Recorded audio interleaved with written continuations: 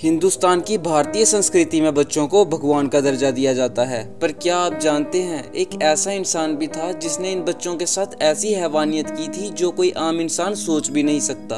आज जो कहानी मैं आपको सुनाने जा रहा हूँ, माफ कीजिएगा, ये कोई कहानी नहीं है, कहानी होती तो कम गिनहोनी होती, मगर ये एक सच्चाई है, एक ऐसी सच्चाई जो लंबे समय तक पुलिस और लोगों के नाक के नीचे होती रही और किसी को भी इसकी भनक तक नहीं लगी। और जब ये सच्चाई सामने आई तब इसको देखकर पूरा देश सदमे में चला गया। मैं बात कर रहा हूँ निठारी हत्याकांड के बारे में, जिसने उत्तर प्रदेश के नोएडा सेक्टर 31 को पूरे देश में चर्चा में ला दिया था। सेक्टर 31 का वो घर जो मासूम बच्चों के लिए कसाई खाना बन गया था। मोहिंदर सिंह पंडेल जो कि इस घर का मालिक था और उसका नौकर सुरिंदर कोहली, इन दोनों ने पूरे देश को ये सोचने पर मजबूर कर दिया था कि आखिर एक इंसान कितना बुरा हो सकता है। अब आप सोच रहे होंगे कि इन्होंने ऐसा भी क्या किया था, तो मैं आपको सुरिंदर कोहली के मुंह के कुछ लफ्ज बताता हूँ जिसे सुन के आप अंदाजा लगा सकते हो। मैंने उसी टाइम तुरंत काट करके और इसका मैंने बाजू और ये सीने का एक पीस भी खाया था। अच्छा। हाँ जी, जो मैंने घर में ही मतलब किचन में बनाया था। आपको सुनने में ऐसा लग रहा होगा कि ये किसी नॉनवेज को पकाने की बात कर रहा है, पर ऐसा नहीं है, ये बात कर रहा है एक इंसान की। अब मैं इससे पहले अपनी कहानी शुरू करूं, आप प्लीज इस चैनल को सब्सक्राइब कर लें क्योंकि मैं इस चैनल पर ऐसी ही वीडियोस लाता रहता हूं। तो नमस्कार दोस्तों, मेरा नाम है नवीन और ट्रैक मिस्ट में आपका स्वागत है। इस कहानी के 21 महीने पहले कुछ लड़के नोएडा सेक्टर 31 के D5 के पास क्रिकेट खेल रहे थे और खेलते खेलते उनकी बॉल एक बंगलो के दीवार को पार करते हुए उसकी कंपाउंड में जा गिरी और उस बॉल को लाने के लिए एक लड़का दीवार को पार करके अंदर जाता है और वहाँ वो कुछ ऐसा देखता है जिसे वो अपने सपने में भी नहीं सोच सकता था। बॉल को ढूंढते ढूंढते उसको वहाँ एक प्लास्टिक बैग मिलता है जिसमें एक इंसानी हाथ पड़ा हुआ था। ये देखकर वो वहाँ से भागकर वापस अपने घर आ गया और सुरिंदर सिंह नाम के एक शख्स के पास गया।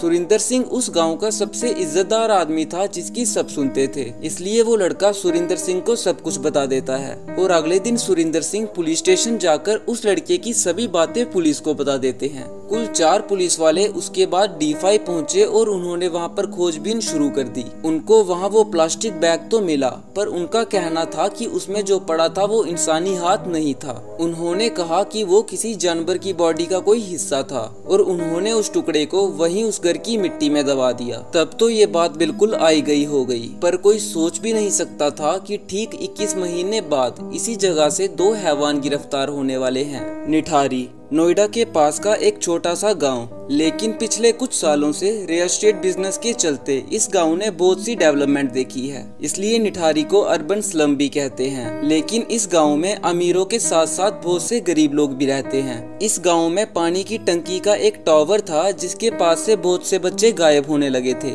और वहाँ के लोग उस पानी की टंकी को भूतिया मानते थे। लेकिन हैरानी की बात ये थी कि जितने भी बच्चे गायब हो रहे थे वो सब लोअर क्लास फैमिली के थे और गायब होने वाले बच्चों में ज्यादातर लड़कियां थी। इसलिए जब भी माँ बाप अपने गायब हुए बच्चों की कंप्लेन लिखवाते तो पुलिस कोई एक्शन नहीं लेती। क्योंकि गायब होने वाले बच्चों में ज्यादातर लड़कियां थी तो पुलिस उनको ये कहकर भगा देती कि आपकी लड़कियां किसी के साथ भाग गई होंगी और वो कुछ समय बाद खुद वापिस आ जाएंगी। पर धीरे धीरे जब ये केस ज्यादा ही बढ़ने लगे तो पुलिस ने उस इलाके में सिक्योरिटी बढ़ा दी, जिससे कुछ महीने तक मिसिंग केस आना बंद हो गए। पर ये तो बस एक ब्रेक था। 8 फरवरी 2005 को इस इलाके से 14 साल की एक लड़की गायब हो जाती है जिसका नाम था रिम्पा हल्दर। उसकी फैमिली पुलिस स्टेशन रिपोर्ट लिखवाने जाती है, लेकिन पुलिस उनको सेम वही बातें कहकर वहाँ से भगा देती है। पर शायद पुलिस भी कहीं ना कहीं गलत नहीं थी, क्योंकि जिस हिसाब से निठारी से बच्चे गायब हो रहे थे कोई ये बात सोच भी नहीं सकता था कि इन बच्चों को कोई मार रहा है। लेकिन इतनी कंप्लेंट्स आने के बावजूद भी कोई एक्शन ना लेना पुलिस प्रशासन पर सवाल खड़े करता है। रिम्पा हल्दर के फादर का नाम अनिल हल्दर था जो कि साइकिल रिक्शा चलाते थे और उसकी वाइफ का नाम था डॉली जो कि लोगों के घरों में काम करती थी। एक बार डॉली की तबीयत खराब हो गई, इसलिए उसकी जगह उसकी बेटी रिम्पा काम पर जाने लगी। लेकिन 8 फरवरी को रिम्पा काम से वापस नहीं लौटी। बच्चों का गायब होना निठारी में इतना नॉर्मल हो चुका था मानो इंडिया की सड़कों में गड्ढे। इसके बाद 7 मई 2006 को पायल नाम की एक लड़की अपने पिता नंदलाल को ये बता के जाती है कि वो नोएडा के सेक्टर 31 में मोनिंदर सिंह पंडेर के घर काम करने जा जा रही है। पर जब बहुत वक्त बीतने के बाद भी पायल घर नहीं लौटती तो उसके पिता उसको खुद ढूंढने का फैसला करते हैं और उसको ढूंढते हुए पंडेर के घर पहुंच जाते हैं। और जैसे ही वो बेल बजाते हैं, घर का दरवाजा सुरेंद्र कोहली खोलता है और नंदलाल के पूछने पर ये बताता है कि वो इस लड़की को नहीं जानता और उनके मुंह पर ही दरवाजा बंद कर देता है। इसके बाद नंदलाल भी हर माँ बाप की तरह पुलिस स्टेशन जाता है और हर बार की तरह पुलिस कोई एक्शन नहीं लेती। पर नंदलाल ने बाकी माँ बाप की तरह हिम्मत ना हार कर कोर्ट का सहारा लिया और कोर्ट के ऑर्डर के बाद पुलिस ने 6 अक्टूबर 2006 को नंदलाल की एफआईआर दर्ज की और पंडेर से पूछताछ शुरू कर दी। पर पंडेर पुलिस को बताता है कि वो पायल को नहीं जानता और पायल के गायब होने के वक्त वो चंडीगढ़ में था और उसने कुछ सबूत भी दिखाए जो साफ बता रहे थे कि पंडेर सच में चंडीगढ़ में था।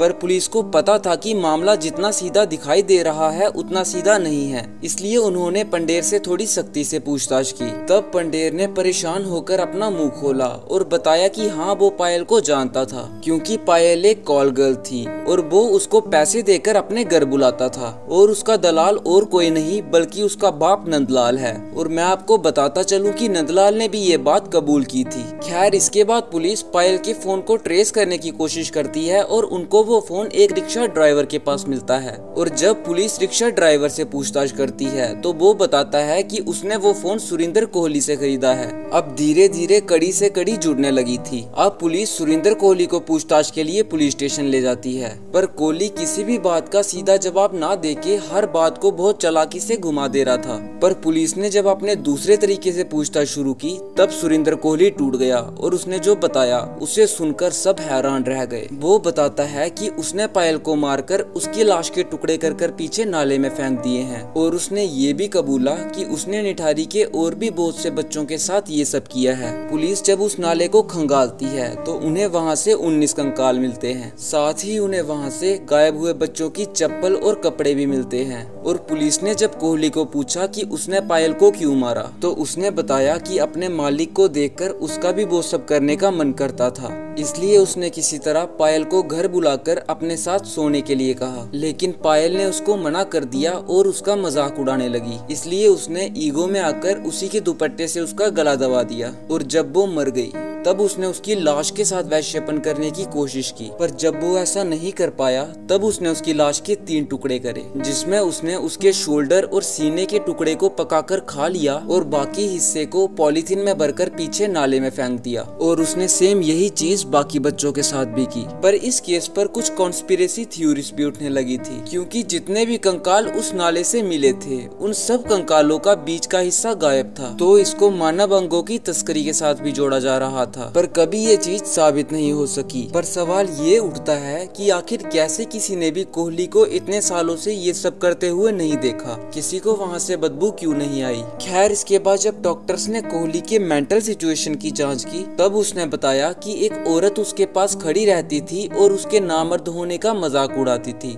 इसलिए वो गुस्से में आकर ये सब करता था। पर ऐसा नहीं है कि कोहली नामर्द था, क्योंकि उसकी बीवी और 2 बच्चे भी थे। इसके बाद निचली अदालत ने इन दोनों को बहुत से केसों में फांसी की सजा सुनाई, पर 2023 में हाई कोर्ट ने पुख्ता सबूत ना होने की वजह से इनको बरी कर दिया। अब दोस्तों आपका इस बारे में क्या ओपिनियन है नीचे कमेंट सेक्शन पे बता दो। और मैं उम्मीद करता हूँ कि आपको ये स्टोरी पसंद आई होगी। मैं अपनी तरफ से पूरी कोशिश करता हूँ कि जितना सिंपली हो सके मैं उतना सिंपल करके आप तक स्टोरी पहुँचाऊँ, और बदले में बस आपका सपोर्ट चाहता हूँ। इसलिए अगर आपको रियल क्राइम और मिस्ट्रीज के रिलेटेड कहानियाँ सुनना पसंद है तो प्लीज इस चैनल को सब्सक्राइब कर लो, साथ ही बेल आइकन भी दबा देना। मिलते हैं अगली वीडियो में।